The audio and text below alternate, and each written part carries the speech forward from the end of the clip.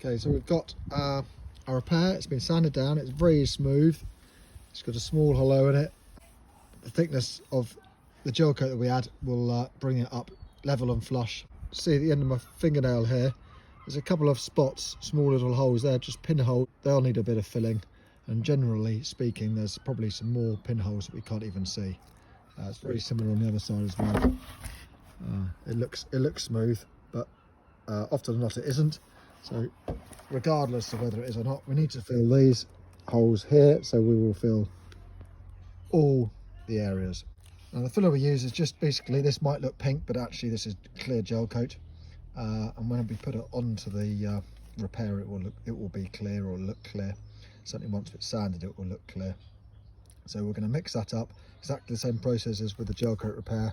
Tiny bit of wax, add catalyst, then we're going to thicken it with the colloidal silica. How thick is it? It's just sagging. We're just going to work this into all the little holes, and just a really thin kind of coat, pushing it down out to the edges. You could tape the edge up at this point. Clean up the edge, real thin, just work it in there. Now those holes might be worth going back, and I might well do that shortly, and just poking them out with a needle, just to get rid of all the little bits of dust and white spots in them, so they actually disappear completely. Same on both sides. We should be able to leave this just sat on its edge, or even flat. This isn't the point. This isn't trying to get the finishing coat on.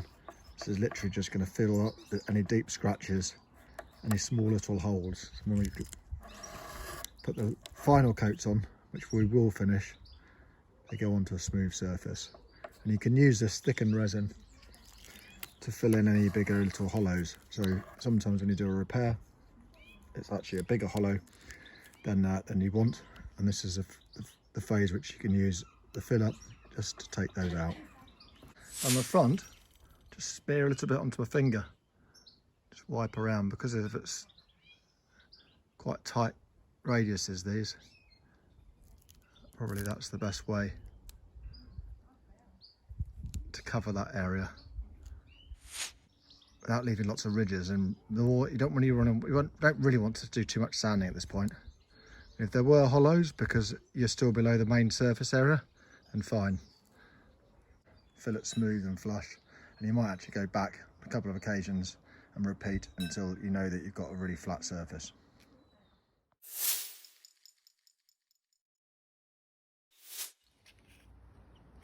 So this filler mix has gone hard, nice and hard. So 240, wet and dry, and a block. Don't forget the pencil trick. All around the area, multiple directions. Particularly, even more important actually, when it's clear like this, on a clear finish, you're going to be able to see every detail that we've missed, every hollow lump and bump. Circles are safe. It removes slightly less material. 4.5 removes more material, say 4.5. Straight lines removes less material, more material, faster removal. Going around in little circles gives you lots of control. Don't want to take too much off. Really, you're looking to, well, we still want a small hollow, very small hollow, but all the big lumps, dips and bumps removed. Wipe this off now. Back of the hand almost works like a squeegee. Can we see? Vaguely see little bits of pencil there. Basically this is pretty smooth now. I can just feel a ridge with my finger there. So I'm going to take that ridge down. In fact, you can just see a little grey line there. Back over with the pencil when we think we're close for a last go, and to kind of make sure that we've got that little bit of a hollow. Put a straight edge over it as well, just to see that the hollow we're looking for now is almost imperceptible.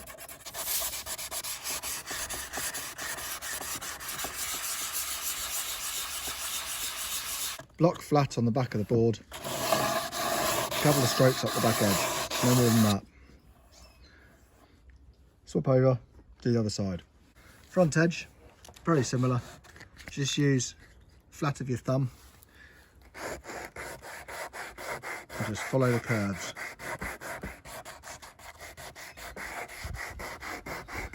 Until you can't feel any more ridges.